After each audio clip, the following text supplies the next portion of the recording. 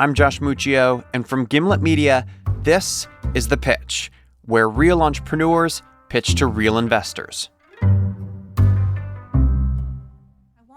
Hello. Hi. Hi. There we go. I'm Maria Schneider. Hi, Phil Nadell. Nice to meet you. So nice to meet you. Today in the pitch room is Maria Schneider, who's here to raise $500K from investors for Dynofit, a company she built on the idea of taking physical therapy out of the clinic. We can make physical therapy more effective by partnering with a physical therapist and having the feedback and the oversight at home. At home. This is where companies are targeting consumers these days. Bring the gym into your home with Peloton and get your groceries delivered to you with Amazon Prime. The idea at the heart of many of these businesses is extreme convenience. But bringing physical therapy to your home, that feels less about convenience and more about easing a serious burden. But Maria will have to convince investors that Dynofit is the solution patients and doctors have been waiting for.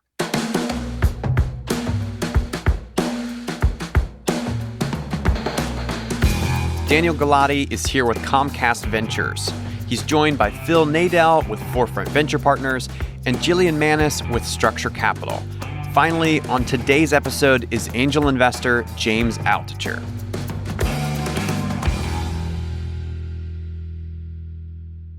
And for those wondering if we have any updates on James, stay tuned till after the episode. Little noises. Now, it's all up to Maria Schneider, who's standing in front of our investors, ready to give her pitch. Dynofit is our company. I'm CEO and one of the co-founders, and I started this company for my son. My son is 11 years old. He has cerebral palsy, and we've been going to physical therapy with him since he was 3 years old. So I remember a day about 3.5 years ago when I was sitting watching my son do some very, very simple exercises with a physical therapist, thinking, this is the 4th time we've been here this week. They're billing out $200 to $400 this session. I'm spending a significant portion of my life here watching these sessions. Why are we not doing this at home? Traditionally, there's only one option if you want to do physical therapy in the home: hire an in-home physical therapist, which, as you can imagine, costs a pretty penny. And so I'm sitting there thinking, okay, how do we overcome these obstacles so that I can actually get him to do this at home? And I'm a biomedical engineer. So I said, okay, we can figure this out. Don't ever underestimate a mother's willpower, especially a mother with a biomedical engineering degree. Maria first created her company, Dynofit, and then she spent the next 3.5 years developing a product that could replicate the experience of physical therapy inside the home. And their product is the FlexDot. Oh my. What have you got there? There's an unboxing going on. What is this? Maria pulls out a small cardboard box that contains the FlexDot.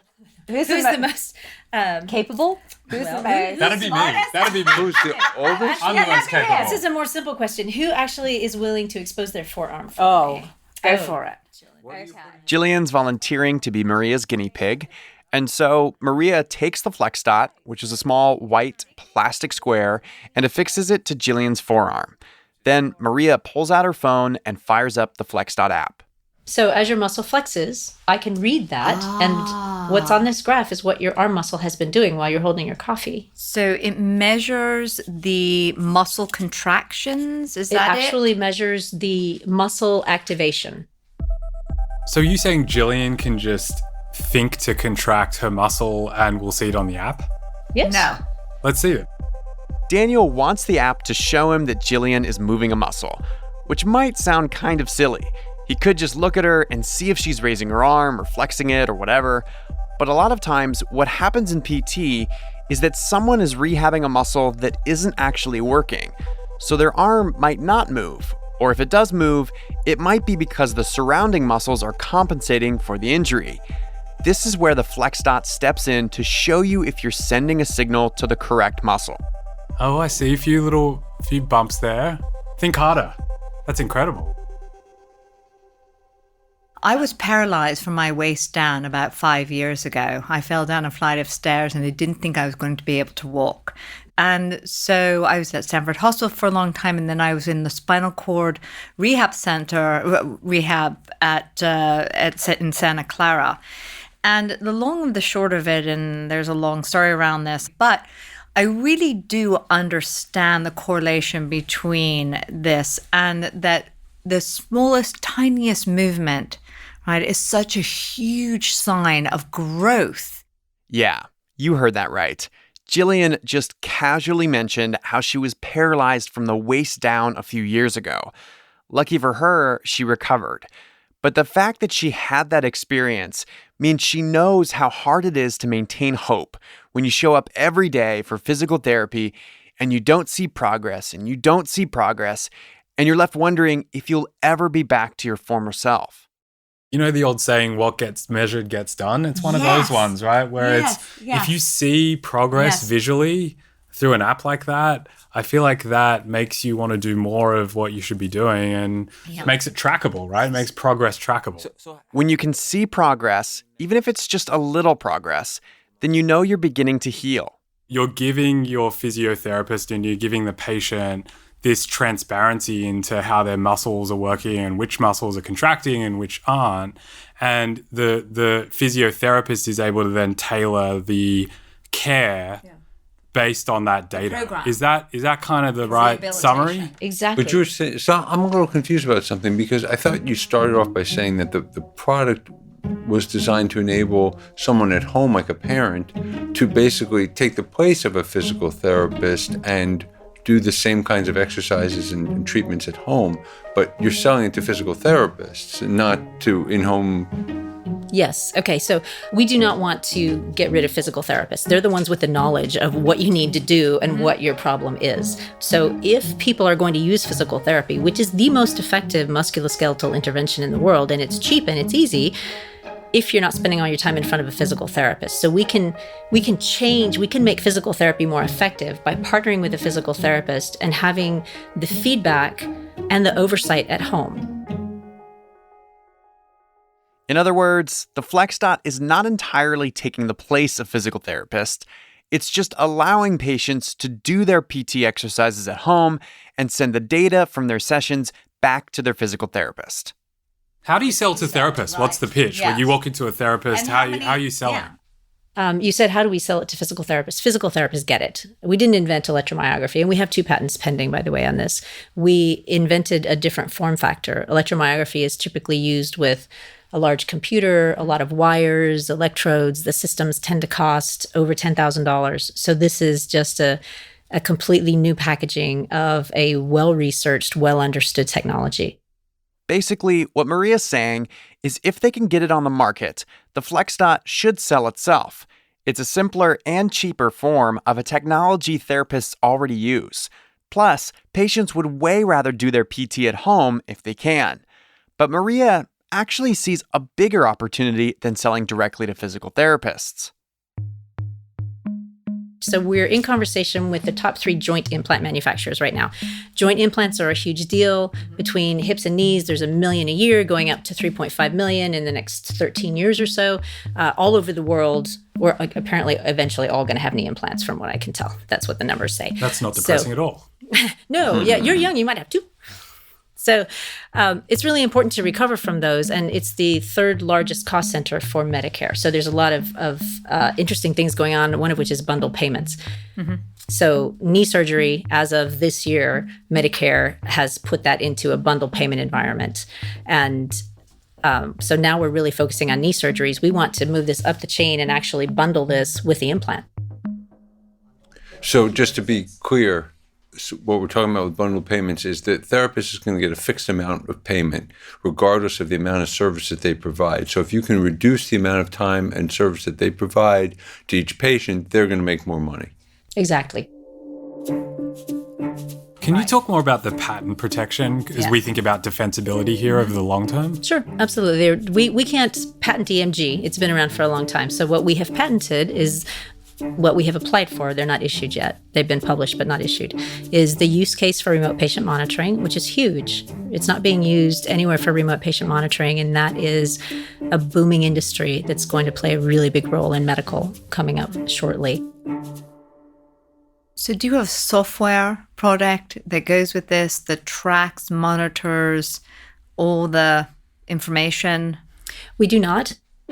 And the reason for that is even from very, very early on, we had remote patient monitoring platforms, which I think is what you're talking about, contacting us saying, hey, can we connect a FlexDot to our platform? And what we realized is it has to connect on the other end into potentially the electronic medical records, et cetera. And that would be building that big single purpose app, which we decided not to do. So we're actually about to integrate with a group called PTPal so that they can take our data and integrate it with their physical therapy remote patient monitoring platform. For right now, Maria wants to stay in her lane and only focus on the FlexDot device itself.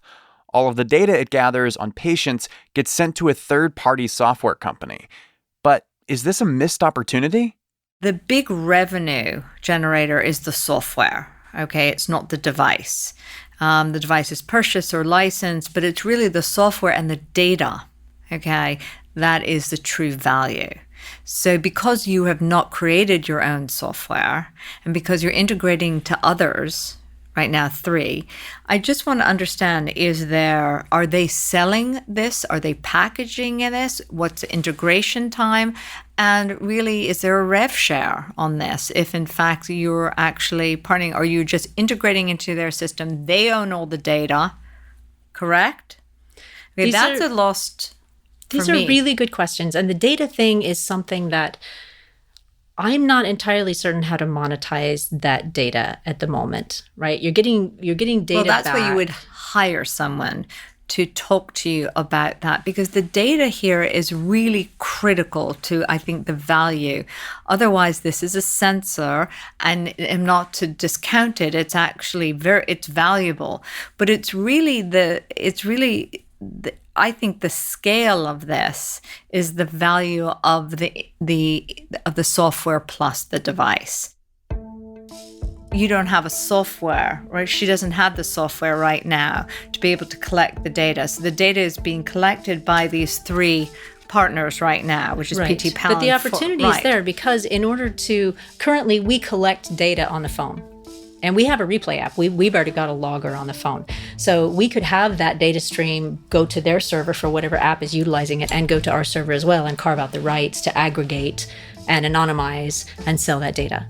It seems like eventually you need a CEO or COO, however you describe it, who really can kind of navigate through all these revenue streams and figure these things out and so on. There's a lot of moving parts, it feels like, to make this a huge success. Is that you? Is that CEO you?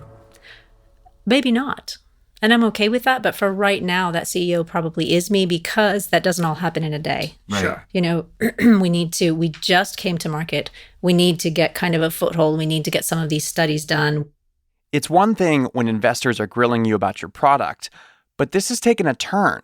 They've moved away from asking Maria about the company to asking whether she should even be leading the company. Do you personally have the sales and marketing skills to get the company to that point where you could bring in a more experienced CEO?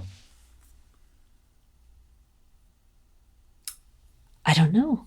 Okay. Here's why I ask a question. I think that CEO is you. And I don't think you should back down from the fact that just because you haven't done this 20 times before that you can't learn it and do it. And so actually I think you mentioned it earlier in the pitch that, I can sort of do this for the next year or 2 and then we can find the right CEO. I would just challenge you to think through, okay, how do I scale with this business? And what are my weak spots and blind spots? And either learn those blind spots or hire the right people. No CEOs are perfect, right? No CEOs are 100% experted in all of the things that a CEO needs to do or all of the things that a business needs to do. So I don't know whether you're not, I wouldn't jump to the conclusion that just because you haven't done sales and marketing before that you can't learn it and do it and be great at it. Absolutely. I actually think you know a ton about it. No, that. I think she'd be a great CEO. I was asking the question to see what she was thinking. That's why I was asking. And I evolve as well, right? But one thing I know about myself is I have a 3-year head start in thinking about this product, this market, how it can be used, talking to people about it and getting feedback on it that even a really experienced CEO coming in today right now wouldn't have, not to mention the fact that I can't afford that person. So, the way things are looking, I want $500,000 right right now so that I can do the things that are in front of me that are low-hanging fruit that I know I can do. Which is? Well, go out and sell to actual physical therapists. You got to have feet on the ground to do that.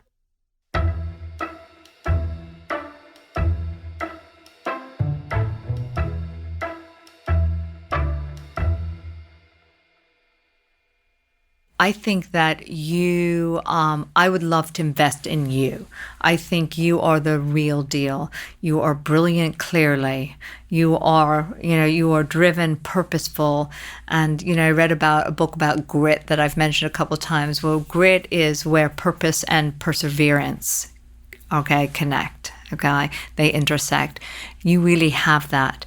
I'd like this to be a bigger product. I'd like it to have the software component and the data and all the bells and whistles. I think you're giving away a lot.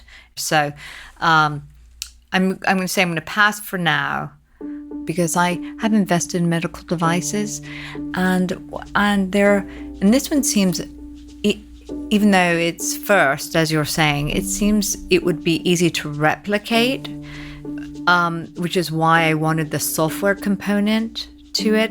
Not only does it add to the additional revenue, recurring revenue, but it also creates some defensibility around this and a bigger scale, and the value of the data, which I noted. And it's for that reason that I'm going to have to pass. Okay. So Jillian thinks Maria has grit, but she's not willing to put her dollars behind that grit. What about Daniel? I'm loving the product, and I think that the product you put out is truly disruptive. I'm certainly not a med devices expert. I've never invested in a medical devices company, but I just get the sense that this is a massive, between the therapy and the licensing opportunities that are in front of you, I just think this is a massive sort of market opportunity here, and I think you're going after something really interesting. And to Jillian's point, I think the founder opportunity fit here couldn't be better. And so that's why I was kind of pushing you on, why can't you grow with the business and why can't you be the CEO here long term? Because I think you've got a great background for it. And I think, the business seems like it's on a great trajectory. Yeah, ask me in a year, and I appreciate the kind words, right? I mean, we might be the perfect person in a year or not. I'm the perfect person now. I know that. So here's the but, and there's a big but for me, which is I'm just not a med devices investor. So this is going to sound like it's not you, it's me, but it's I rarely Do you want to give be friends?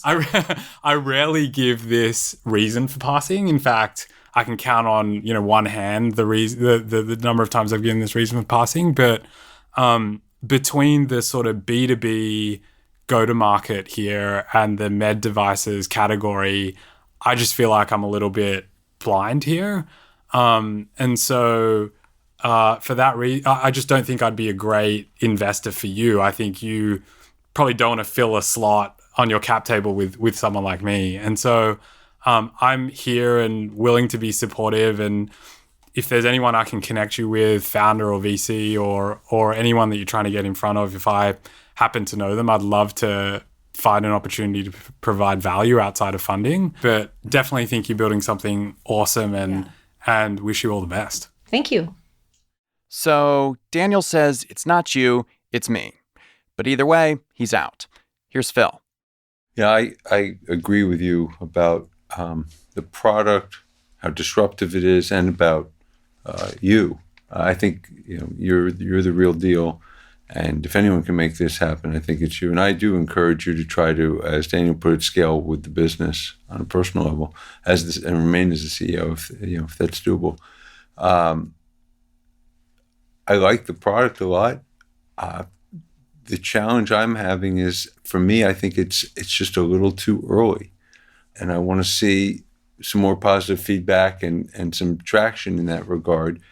I think I'd be very, very interested in the next round when you have that traction. I just don't think in this round, and I know I'm missing out on the lower valuation of this round, obviously, but I just feel like for me, it's not quite de-risked enough for me to be comfortable. So I'm really on the fence about this one, but I'm going to have to pass on this round. And I really mean it when I say for the next round, let's keep in touch. Phil's out for now. Last up is James. I also, as these two gentlemen have mentioned, I have no knowledge of the medical devices space. That said, that doesn't stop me from investing in something, but I do need someone smarter than me in the space investing, given that there's no professionals yet who are from the space in the round. I would be happy to be in if somebody else was in who knows how to do the due diligence on the space, because I would have no clue. If Jillian was going in and her group was doing due diligence, I would say, please let me go in. But I don't know how to go in That's entirely reasonable otherwise. because medical is its own crazy world. So I completely get that. Although I have to say I'm disappointed, but because I was really hoping I'd like you guys and you seem to really get the product. Once you flex your sales muscle, then I'm a little bit, I'm definitely more interested. Yes. Okay, that sounds Nothing, good. you And didn't, you didn't pick up on that? Flex your sales muscle? Seriously? Okay. Oh, Well, sorry, all right. goodness. Come on. We're all being That's so a wrap. serious. That's a Come wrap. on, people. Okay. That's a wrap. Oh, goodness. Gosh, I try with these people. I know. Maria leaves the room, and the investors explain why this pitch in particular was such a difficult one to decide on.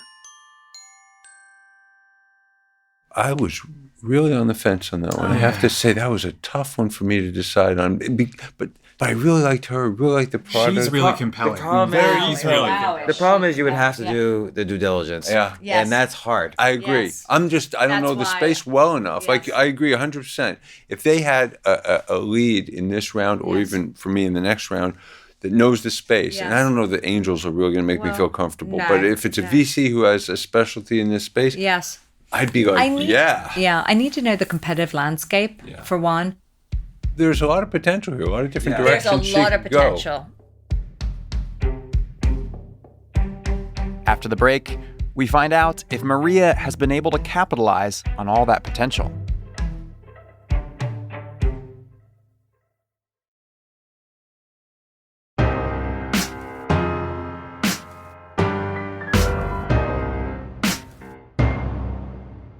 Welcome back. It's been 6 months since Maria pitched the investors. What do you remember from the actual conversation they were having with you? What sticks out in your mind? I think in part feeling like I didn't have a very smooth flow, probably because of the timing and the rapid fire questions. There was a surprising amount of conversation about whether I would be the right CEO to take this company into a hockey stick growth period. And I appreciated the general consensus from the judges that, yes, I am the right person. So that was nice. Before that, I just pretty much recall that it was I thought a good conversation that gave some good context. So talking about the CEO thing, it was interesting how open you were to advice. And it seemed like you assumed that you needed to bring in other people to fill that CEO role. And of course, the investors were like, why couldn't that be you? Why not you? What was that like in that moment, hearing that feedback from them? Well, it was nice feedback that even in the very short time that we spoke, they felt like I would be qualified to do that. And I don't necessarily to expect to have myself replaced as a CEO. I think that conversation started with the recognition that sometimes that happens as a condition of larger venture capital funding, and that I would be okay with that. And I am really open to coaching because all of this, especially when you've got a new technology in a changing industry, it's kind of a brand new world. So, people that have a different perspective, I may take their advice, I may not, but I want to hear it. Yeah, that's good. And you should do that. So you left, you were raising $500K on our show. You obviously, weren't able to raise that here in the room. So then what happened next? Well, the value of a company is really a lot about where it's at. And we are just in a different place now. We had just barely launched on the market when we first came to you guys. We had some research partners going, but nothing had been published yet. We didn't have a lot of early customers out there trying our product. So we finished up our seed round and we got some more investors that came on board in the fall in the interim. So you were able to raise the $500K from other investors? We're not quite done with it yet. We have a couple of other investors that have asked to potentially be included in our seed round, so we're leaving it open. So Phil had expressed interest in future rounds. Have you stayed in touch with Phil? Anything on the horizon? Any sense for like whether he's still interested? I haven't talked to him recently, but I will definitely be circling back around to him. So, yeah, something I need to do. So if Phil is listening, I will be calling you. He is listening. I guarantee it. So how much of the $500K have you been able to close so far? We've gotten about 30% of that since 30%? then. Yeah. That doesn't sound like it's been tons of progress since we last talked. Like it sounds, how's the fundraising process gone for you? From a fundraising point of view, I would tend to agree with you. It's not exceeded my expectations, that's for sure. And this year, I mean, we came to market towards the end of last year. So this is the year that we're starting to do a lot of customer acquisition. But we've also realized that the medical market is a little bit of a different animal, because this is not just a matter of, okay, you throw enough salespeople at it of any variety, it's all going to work out. I mean, this is the healthcare industry is changing. And one of the things I'm really excited about is that we've come into it at a time where we can really participate in that change. I don't even remember if we talked about this on the pitch, but this whole shift in the culture to going back to understanding that we need to be part of taking care of our own health. It's not all about going and getting a pill or going and getting a surgery. It comes back on us. We have to participate, and we have to actually partner with our care providers and our hospitals and et cetera, because that's not what happens right now. Right now, we have outsourced it. They get to fix us. And if they're lucky, we'll cooperate. I mean, that's kind of what it boils down to. They tell us what doctor to go to, what they'll pay for, what we need to do. And the result of that in our culture is that patient compliance, in terms of the normal average person doing what they need to do, is startlingly low. Even for somebody that is literally going to die of a heart condition if they don't take their pills, a lot of them don't take their pills. Yeah. That's where we're at. And so part of what excites me about our product is we are handing back a certain amount of control and responsibility to the patient by just being able to see what they're actually doing. We're a tiny piece of that, but there's a whole industry that's shifting in that way to give people back some control and at the same time some responsibility for their own health.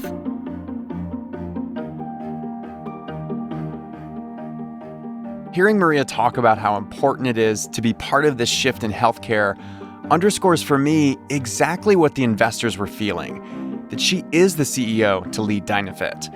And as far as the pitch went, I feel a little like someone who set up two of their friends on a blind date, and they liked each other fine, but it just didn't happen.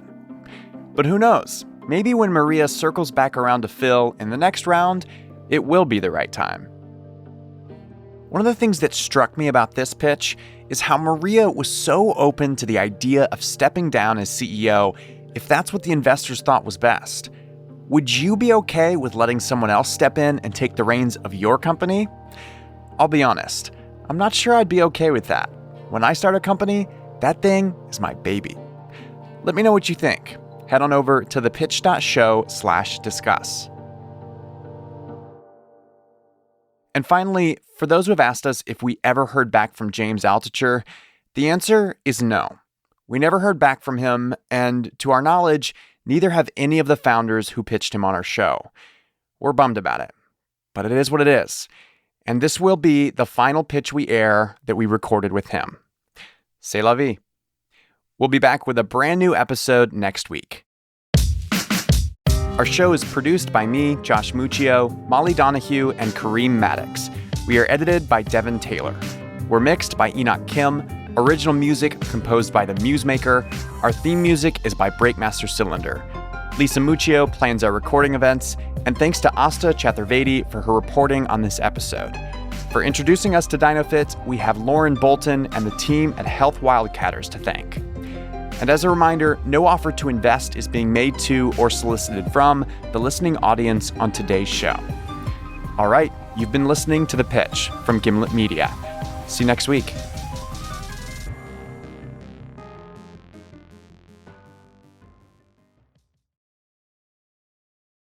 Went through the I FDA thought that was me process. ringing. Okay. It was you. It was your Yeah, arm right. calling me. My arm ringing. Stand down, R2D2. Stand down. No, right?